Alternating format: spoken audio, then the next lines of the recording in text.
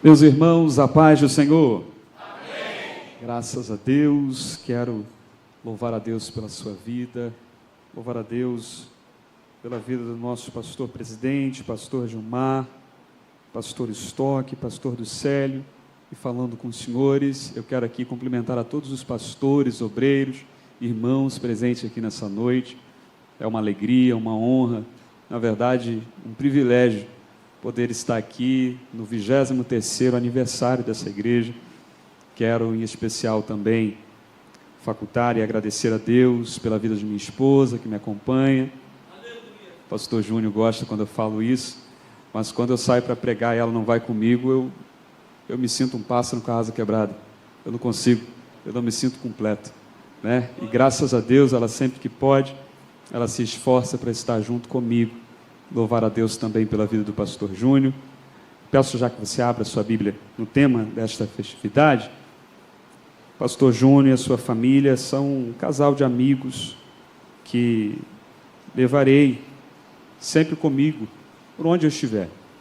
Pessoas confiáveis, fazem parte do meu ciclo, do meu rol de amigos.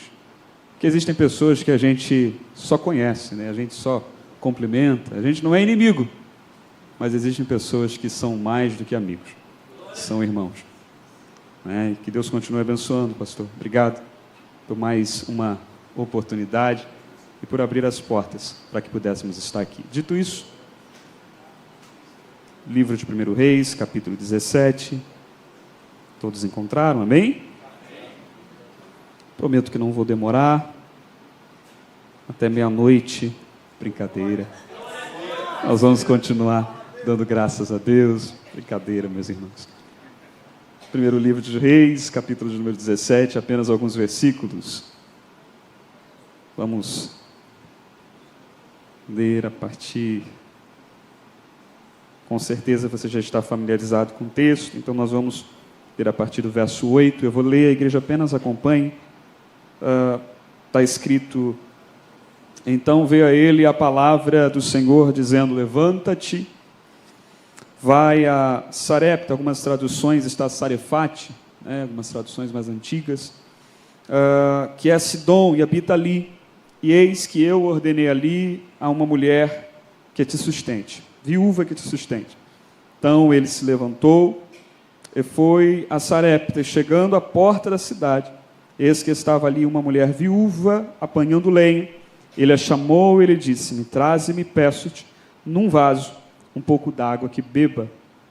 E indo ela buscá-la, ele chamou e disse: traze-me agora também um bocado de pão na tua mão. Porém ela disse: vive o Senhor, Deus, que nem um bolo tem, senão somente um punhado de farinha numa panela, e um pouco de azeite numa botija. E veis que aqui apanhei 2 cavacos, e vou prepará-lo para mim e para os meus filhos, para que o comamos e morramos. Bendito Deus, obrigado por sua palavra, que é fiel às nossas vidas, que é fiel, que nunca volta atrás. A sua palavra, Deus bendito, ela sempre tem uma direção, e a sua palavra, ela nunca volta vazia. O teu povo que entrou por essas portas, ó Deus bendito, tem a certeza que vai voltar para casa com a sua palavra. Então continue conosco, continue em nosso meio, continue falando conosco. O Senhor é especialista, Deus bendito. A tua palavra é como uma espada, Deus eterno. Ela é mais penetrante, a tua palavra é poderosa. A tua palavra discerne pensamentos e intenções do coração. A tua palavra cura, a tua palavra liberta, a tua palavra transforma, a tua palavra dá direção, a tua palavra dá caminho. Deus, se alguém entrou aqui hoje, ó Deus bendito, eu sinto a tua presença aqui. Eu estou lhe pedindo que no poder da tua palavra, ó Deus bendito, o mudo volte a falar, o cego passe a enxergar, e o teu nome, que é sobre todos os nomes, seja glorificado, em nome de Jesus, amém. Se assente, por favor.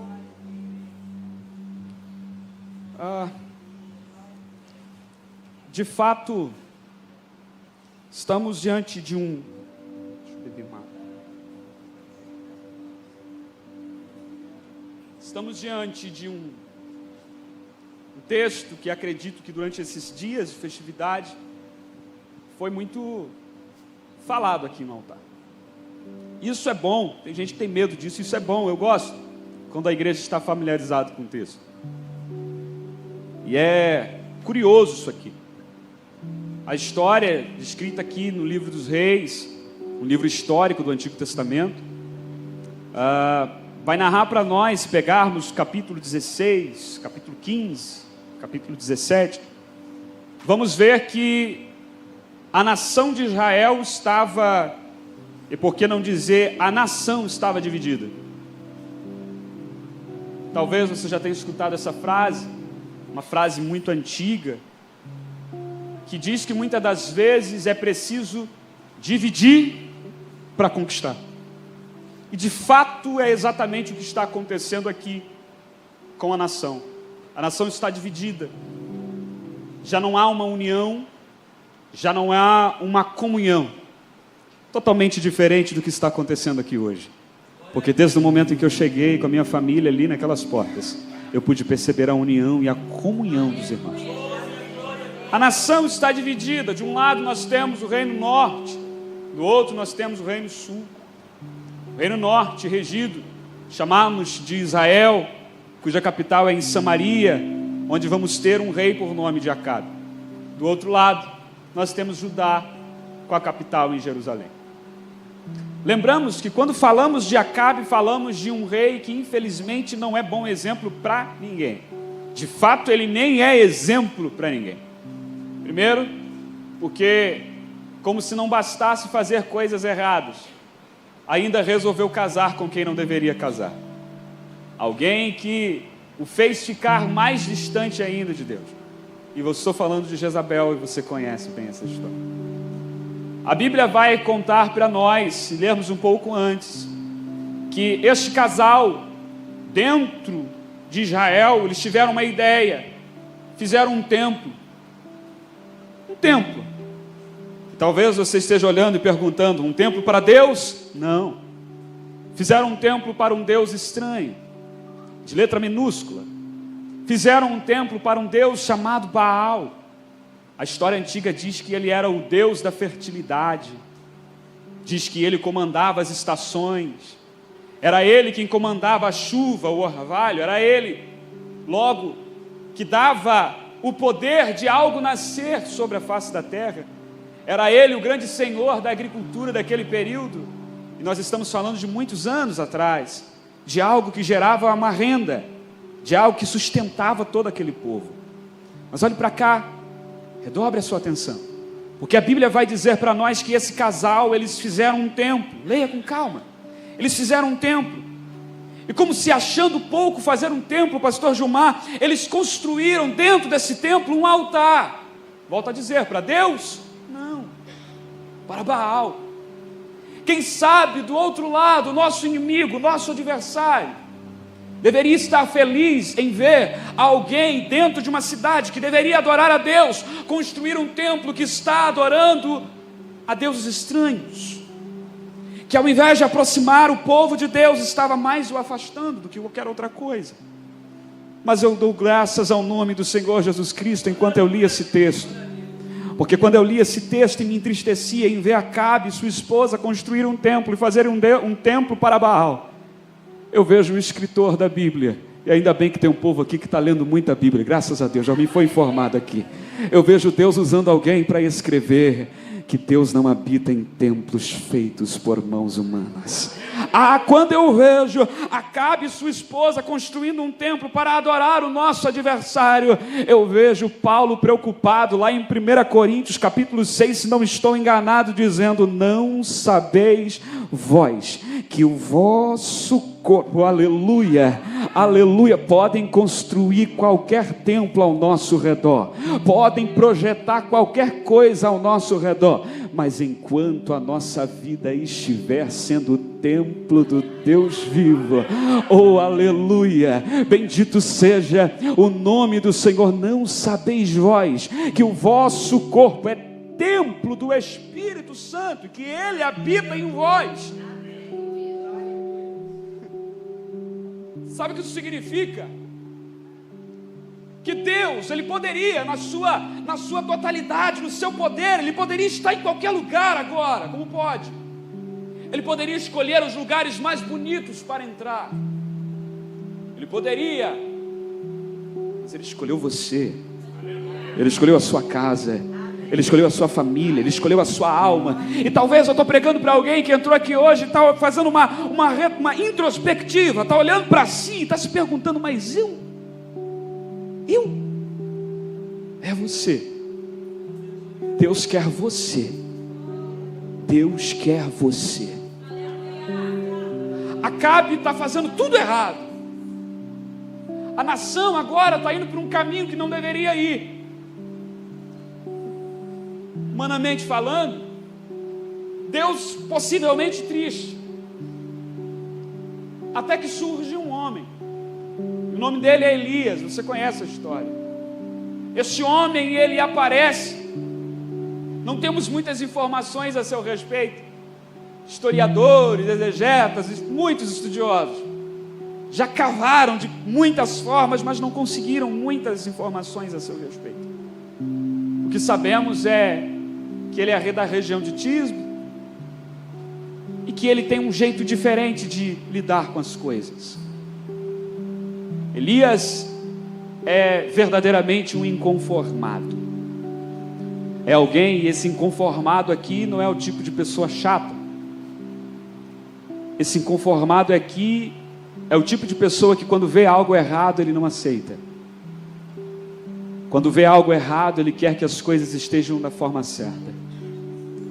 E aí o texto inicia dizendo, você leu junto comigo,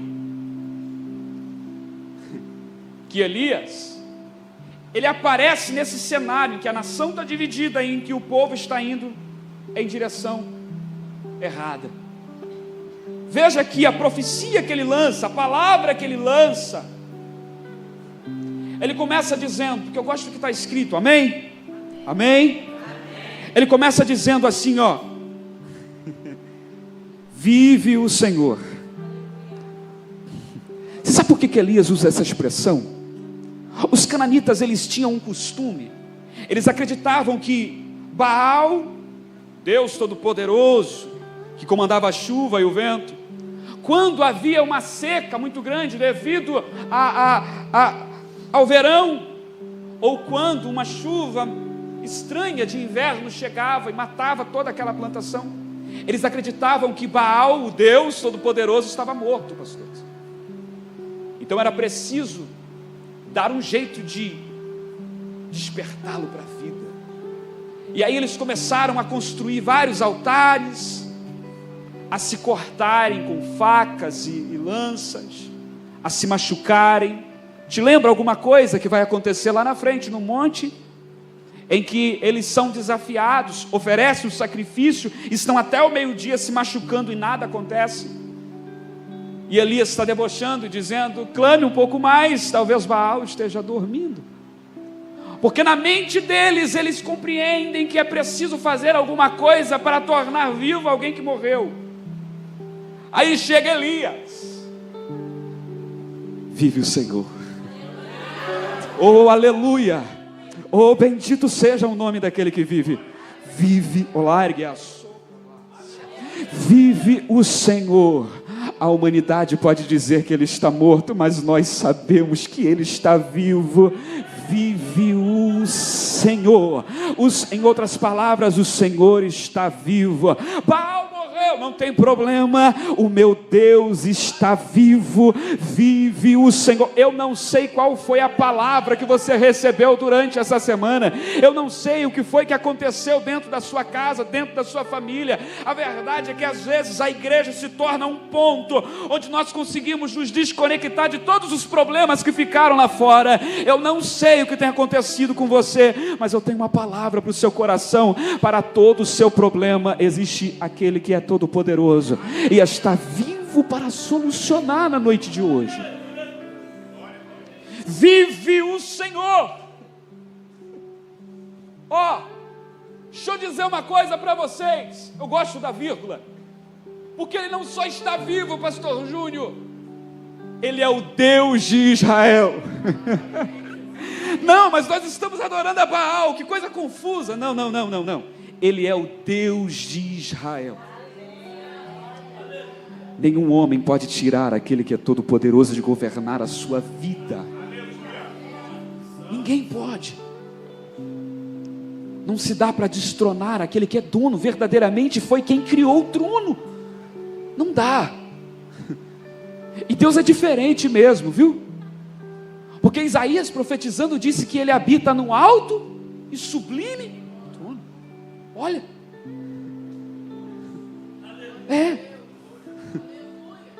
É assim, ele é grande. Mas a mesma Bíblia diz que ele também está com o que está contrito e abatido. E quem sabe enquanto estou falando, alguém pode ter pensado: evangelista, mas lá na frente o nosso Senhor Jesus Cristo também morreu. Pergunte se ele está morto. Porque Deus, ele vive. O Senhor está vivo. O Senhor está vivo. A diferença é que para tentar trazer Baal à vida, alguém tem que ficar se machucando. Com Jesus não.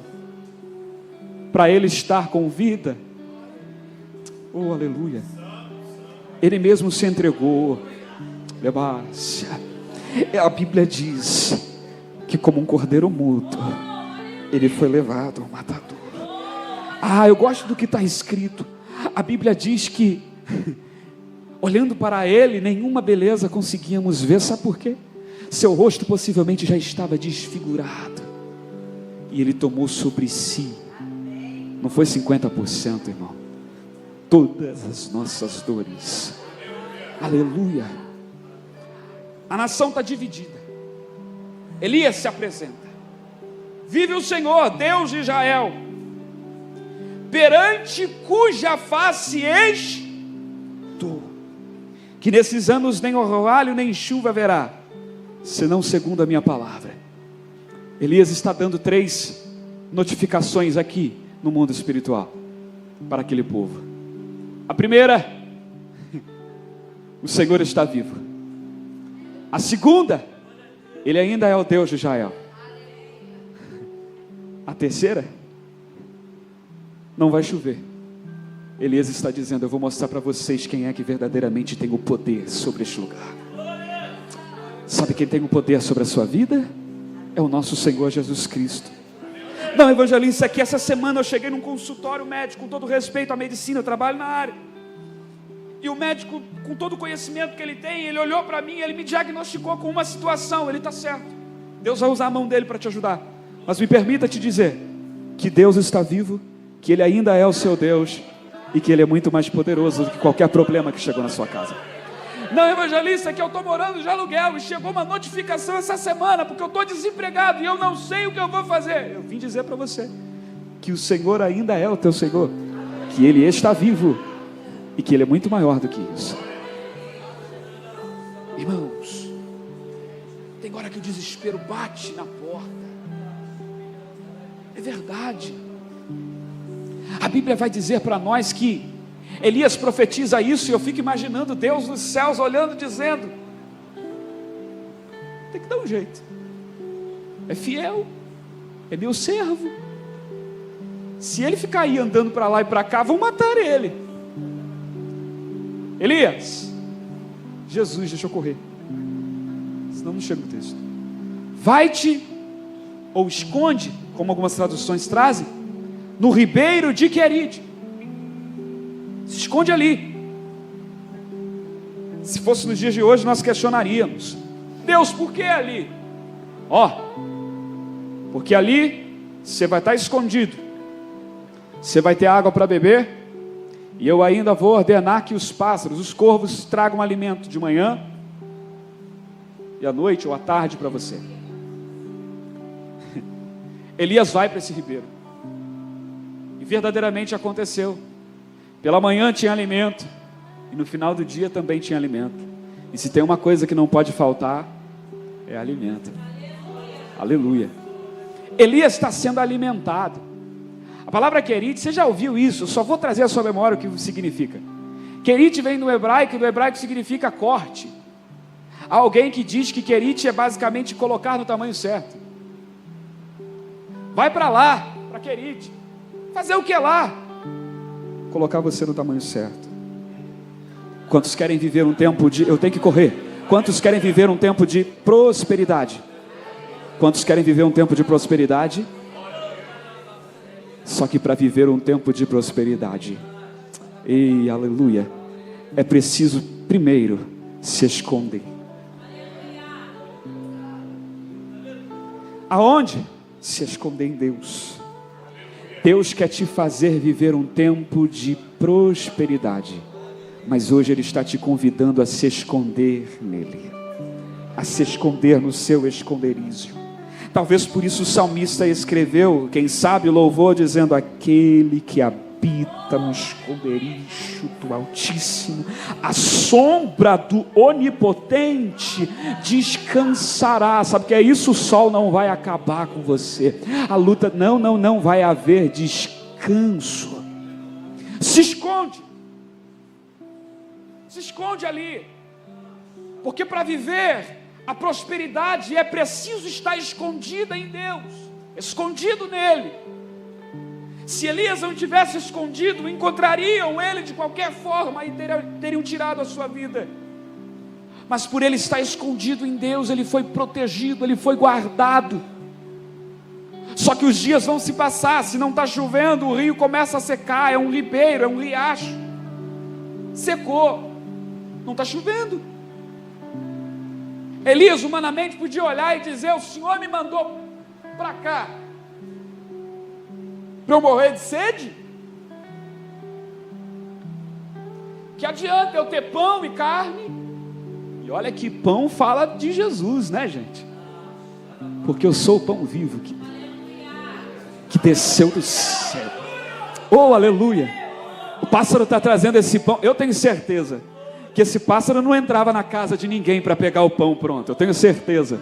Oh, aleluia, tem um padeiro, você me permita usar a licença para dizer que existe um padeiro celestial preparando para você nesse ribeiro o alimento que você precisa. Você acredita nisso? Oh, aleluia, oh, bendito seja o nome do Senhor. Senhor, mas eu quero viver um tempo de prosperidade. Então calma, primeiro eu preciso que você esteja escondido em mim, porque eu preciso te ensinar que você precisa ser dependente. Mas a água acabou. Como é que eu vou fazer? Calma, Elias, estou colocando você no tamanho certo. Infelizmente, nós estamos... hoje, no século em que nós estamos, não é o caso dessa igreja, graças a Deus, mas em alguns altares que vemos por aí, tem se ensinado ao longo dos anos que estar escondido em Deus nunca vai passar dificuldade. E aí a gente, como igreja, a gente tem que vir desconstruindo isso, porque a Bíblia nos ensina o contrário disso.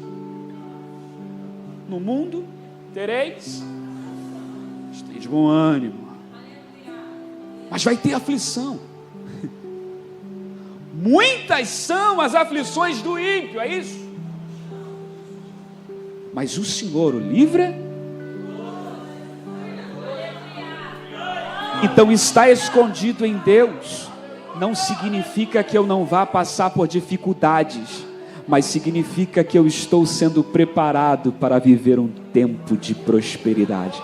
Eu vou repetir, porque eu preciso que isso fique gravado quando a luta chegar na sua casa, quando a falta chegar na sua família. Eu preciso que você se lembre dessa palavra, que tudo isso que você está vivendo hoje é passageiro. Deus tem algo muito melhor lá na frente, só que é preciso às vezes passar por dias difíceis para viver um tempo de prosperidade. Ribeiro secou. Deixa eu correr, já estou terminando. Ribeiro secou, e como é que a gente faz? Deus dá uma ordem. Deixa eu te falar uma coisa, faça assim com as suas mãos, me permita, faça assim com as suas mãos, faça assim com as suas mãos. Todas as vezes que você achar que não há uma saída, o Deus Todo-Poderoso, que é maior do que Baal e de qualquer ser na face dessa terra, Ele vai te dar uma nova direção. Ele vai te dar uma nova direção. Oh, aleluia. Eu estou sentindo o meu Senhor Jesus aqui. A atmosfera está diferente. Deus está dando direção para alguém aqui hoje. Oh, aleluia. Deus está alimentando alguém aqui hoje. Quem sabe eu estou diante de alguém que está escondido e Deus está dizendo: mas por que eu estou vivendo isso? Calma. Calma. Calma, Deus vai te dar a direção. Ou você não lembra que um dia Ele se apresentou: eu sou o caminho. Ele vai te dar a direção. Veio de novo a palavra do Senhor dizendo: ó, Elias, levanta. Mas é muita prova, Senhor, é melhor eu ficar sentado, prostrado. Levanta. Fica de pé, rapaz. E vai para Sarepta. Sarepta é uma região muito cananita. É a região, segundo o que dizem os mais antigos estudiosos, onde havia maior possibilidade de idolatria. Então parece que Deus está mandando Elias agora para um lugar mais complicado ainda. Só que eu sempre digo isso aqui, eu vou repetir para você, eu vou dizer para você, é que a questão não é para onde se está indo, é quem está mandando você ir. O segredo sempre foi esse. O lugar pode ser difícil, o lugar pode ser feio, o lugar pode ser ruim, o ambiente pode ser desfavorável, mas quem mandou você? Se Ele for dono daquele lugar, se Ele for Senhor daquele lugar, se Ele for poderoso, Ele vai resolver. Então fica tranquilo, descansa teu coração, descansa tua alma. Elias se levanta, imaginando Deus preparou tudo. A Bíblia vai dizer para nós que Deus vai dizer para ele: Elias, porque levanta e vai para Sarepta, porque eu já ordenei. Lembra desse versículo? Eu já ordenei que uma viúva. Ô Senhor, calma aí. Por que o Senhor não ordena um empresário, né? Alguém que tem logo uma viúva? Coitada. Teu milagre vem de onde você menos espera, rapaz. Deus vai usar pessoas que você nem imagina para fazer coisas que você nem acredita. Ô Elias, calma, eu preciso te mostrar, viver aleluia, uma vida de dependência. Logo uma viúva, assim. Olha que coisa curiosa, porque eu já ordenei. Sabe o que significa isso? Esse ordenar aqui não é só de dar uma ordem, faça, não. Esse ordenar aqui é também de organização, de ordenar, dispor, colocar no lugar certo. Permita. Ó Elias, olha a dificuldade chegando, vindo ao encontro de Elias. Olha Deus pegando uma viúva.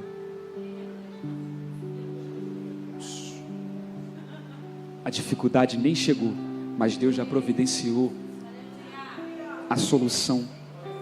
Esse é o Deus que nós servimos. Nada é por acaso. Você está entendendo que existem pessoas que cruzam o seu caminho, que aparecem no seu caminho, que não foi por acaso? Foi providência de Deus. Foi na verdade Ele colocando a pessoa no lugar certo, no caminho certo. Deus está ordenando, hoje é noite, de começarmos a viver mais e mais um tempo de prosperidade. Elias, aprenda a depender de mim. Entenda que eu vou usar quem eu quiser usar para te abençoar, para te ajudar. Ele vai, quando ele chega na porta da cidade, que é o lugar de maior movimentação, ele encontra uma mulher viúva. Possivelmente, eu acredito, não está escrito aqui tão claramente, mas eu acredito que deveria estar segurando na mão do menino, para o menino não sair correndo, né? Mãe é mãe, né? Fica aqui por perto, mamãe está pegando graveto.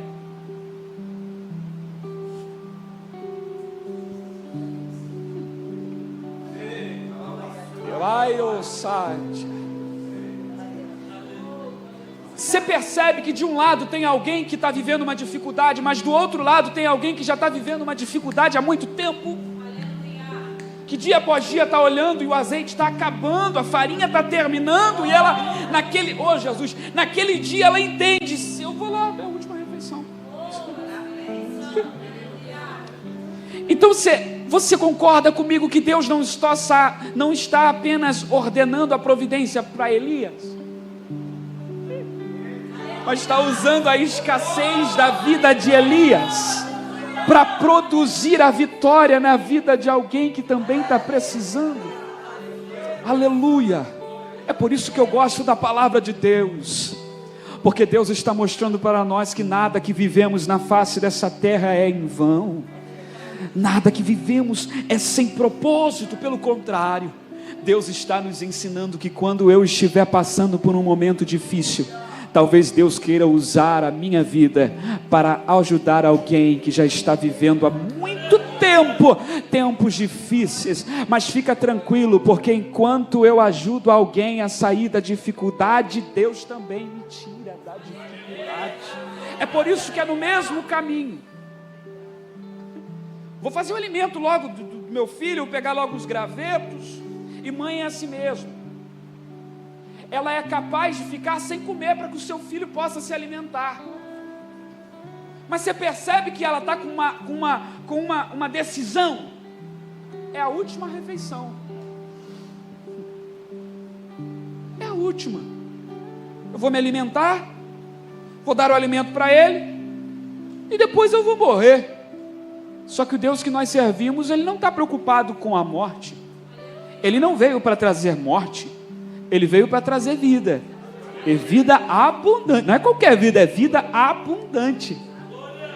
Elias chega, olha para aquela mulher, vê ela catando os gravetos, e diz para ela: me arruma um copo d'água. Claro, gente, estou trazendo para o dia de hoje, né? Arruma um copo d'água. Coisa boa é quando a gente chega em algum lugar e a gente recebe pelo menos um copo d'água, não é? Se tiver calor mesmo, aquela água fresquinha. Não precisa estar gelada não, mas se tiver pelo menos fresquinha, revigora. Água é coisa básica, né? Mas na verdade a intenção de Elias era criar ali um diálogo. Tem um livro que eu gosto, eu recomendo. Eu trabalhei numa livraria durante alguns anos. Usos e Costumes. O autor é Ralph Gold. Não vou lembrar aqui qual é o número, a numeração, mas da página, mas se puder depois pesquise, leia. É um livro antigo, mas é um livro muito bom, porque fala dos costumes de judaico. E lá ele diz que um judeu, quando ele chegava numa região e ele não tivesse uma estadia, ele parava à beira da fonte e ele pedia pelo menos aquele que tivesse um copo d'água. E na verdade ele não queria água, ele queria ser convidado. Então pedir um copo d'água naquele momento era basicamente pedir: não vai me convidar para ir para a tua casa?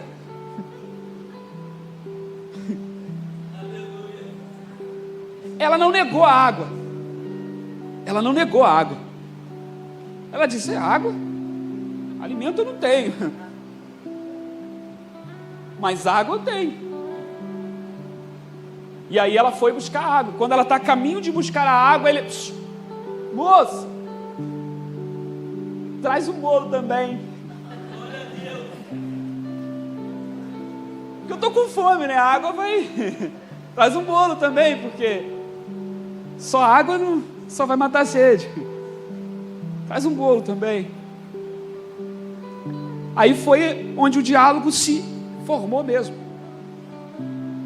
Você percebe que parece que Elias aqui, simbolizando o nosso Senhor Jesus Cristo, o nosso Deus Todo-Poderoso, Ele está querendo criar um diálogo com alguém, para que esse alguém exponha para ele qual é a sua dificuldade. Você percebe isso aqui? Te pedi água, você cismou de me trazer, nem me convidou para ir para sua casa. Agora eu quero saber por que eu não posso entrar lá. E aí ela não aguenta e ela põe para ele: ó, não dá nem para trazer bolo para você, porque o que eu tenho em casa é um pouquinho de farinha, um pouquinho de azeite. Farinha faz bolo, farinha faz pão, né? Fala de Jesus. Azeite fala do Espírito Santo. Glória a Deus. Você percebe que parece que ela não tem, mas ela tem o que é essencial? Você percebe que ela não tem, mas ela tem aquilo que é fundamental, aquilo que é base na vida de todo e qualquer cristão sobre a face da terra. Mas ela está desanimando porque ela está vendo que está acabando. Está acabando. Também já estou terminando. Só tem um pouquinho. Tá bom, vai lá, faz. Primeiro você traz para mim, depois você come. Você e pro seu filho. Aos olhos humanos é pouco. Só que quando nós lemos a Bíblia, nós vamos compreender que Deus nunca esteve preocupado com quantidade. Deus sempre se preocupou com qualidade. Deixa eu melhorar isso aqui, porque um dia o nosso Senhor Jesus está pregando, e tem um povo reunido, parecido com esse povo aqui, que não se preocupa com a distância, que não se preocupa, não, ele sai de casa disposto a cultuar, disposto a ouvir, disposto a aprender, disposto a adorar, disposto a entregar para Deus aquilo que é de melhor na sua vida, a sua adoração. A Bíblia vai dizer que esse povo se reúne, e de repente as horas começam a se avançar, seus discípulos preocupados, porque viram que o lugar era deserto, desfavorável, foram até o mestre e disseram: despede esse povo, manda embora, eles moram longe, porque se a gente não despedir logo eles, vão acabar morrendo no caminho. Como que a vida vai liberar a morte sobre quem Ele quer que viva, rapaz? Dá-lhe voz de comer. Mas nós não temos nada, nós temos apenas 5 pães. Deus nunca esteve preocupado com quantidade, Deus sempre preocupou-se com qualidade. Talvez o que os teus olhos estejam vendo agora é pouco, é pequeno, é ínfimo. Mas olhe pelos olhos da fé. Acredite que Deus pode pegar o pouco para te colocar no muito. Que Deus pode usar isso aí que você acha pequeno. Mas a minha função é tão pequena. Mas é isso aí que Deus quer usar para te fazer viver um tempo de prosperidade. E deixa aqui eu te desconstruir uma coisa na sua mente, que eu acredito que você saiba disso. Quando eu falo prosperidade, eu não estou falando apenas de recursos financeiros. Eu estou falando de prosperidade. Porque tem gente, você conhece pessoas assim, eu conheço pessoas assim, que ele tem tanta coisa, ele tem tanto dinheiro que ele não tem nada. Ele não tem Jesus. Mas você tem farinha e azeite. Farinha e azeite. Farinha e azeite. Farinha e azeite. Farinha e azeite. Eu não consigo entender. Essa irmã está passando uma prova, vivendo uma luta, mas chega na igreja com esse sorriso no rosto. Eu não consigo entender. É porque ela tem farinha e azeite. Ela tem farinha, ela tem azeite. O filho já está perto de sofrer um mal súbito, está sofrendo muito, está internado, está hospitalizado, mas ela está acreditando porque ela tem oh, aleluia, ela tem farinha e azeite. Quem tem farinha e tem azeite só precisa de mais uma coisa para dar certo, só precisa ter fé. É só isso. Eu imagino Jesus, ela preparando o bolo, né? Preparando ali. Tem um jeito, né? A cozinha não é muito a minha área, não. O prato sim, a cozinha não, né? Mas eu imagino ela preparando. Eu não sou assim como o pastor Júnior, faz um churrasco sem igual. Aleluia. Convite está aí, eterno. Eu não sou como o pastor Júnior. Irmão, não sou como ele, mas ela preparando o bolo, foi lá, pegou o azeite. Não, eu fico imaginando como que deve ter sido. Ela foi lá, quando ela foi para levar o bolo, ela deve ter dado uma olhadinha para trás. Ué, o azeite tinha acabado, mas a farinha eu tinha usado a toda, mas por que ainda tem na panela? É assim mesmo, irmão. Não fica com medo de gastar na obra aquilo que Deus confiou a você, não.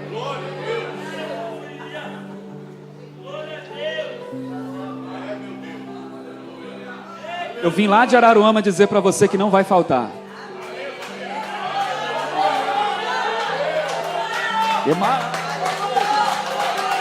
É plafar que assume a nasce. Devaz. Os projetos, pastor. Os projetos de Deus. Fica com medo não. Não vai faltar. Eu termino porque eu sei que o culto termina às 8h30. Meu Deus do céu. Não vai faltar. Não vai faltar. É chegado um tempo de prosperidade, não vai faltar. Quanto mais tirar, mais vai chegar. Quanto mais sair, mais vai entrar. Aleluia, aleluia. Pode até um dia você olhar e falar: meu Deus, eu acho que dessa vez eu dei um passo maior que a perna. Deu nada, rapaz, o recurso está vindo. O recurso está vindo. Aleluia. Que Deus abençoe você. Que Deus abençoe a sua casa. Que Deus abençoe a sua família. Viva um tempo de prosperidade. Aprenda a estar no lugar que Deus escolheu para você estar. Esteja escondido em Deus. Estar escondido em Deus pode até permitir você passar por algumas dificuldades, mas não vai te fazer morrer. O barco pode até balançar, mas não vai afundar. Você pode até ter que dar alguns passos sobre as águas, mas fique tranquilo, Jesus estará perto de você no meio dessa luta. Então fica tranquilo, Deus fará com que haja abundantemente mais na sua vida do que aquilo que você pede ou pensa. Em nome de Jesus, que Deus abençoe. Eu quero lhe pedir que você dê uma linda e calorosa salva de palmas ao Senhor Jesus Cristo pela vida de vossos pastores. Deus abençoe. Em nome de Jesus.